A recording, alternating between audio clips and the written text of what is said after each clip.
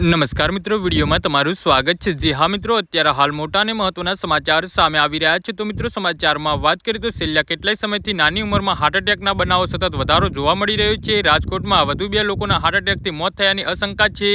અટલ સરોવર ખાતે પરિવાર સાથે ફરવા ગયેલો 13 વર્ષીય કિશોર અને મિટોડા જીઆઈડીસીમાં રહેતો 20 વર્ષીય યુવાન લઘુશંકા કરતા સમયે અચાનક ઢળી પડતા તેનું મોત નીપજ્યું હતું, જેના સીસીટીવી ફૂટેજ પણ સામે આવ્યા છે। જી હા મિત્રો, અત્યારે હાલ મોટા અને મહત્વના સમાચાર સામે આવી રહ્યા છે।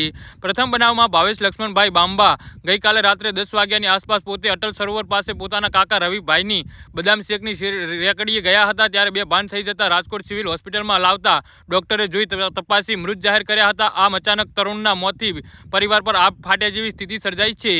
જે હા મિત્રો, અત્યારે હાલ મોટા સમાચાર સામે આવી રહ્યા છે।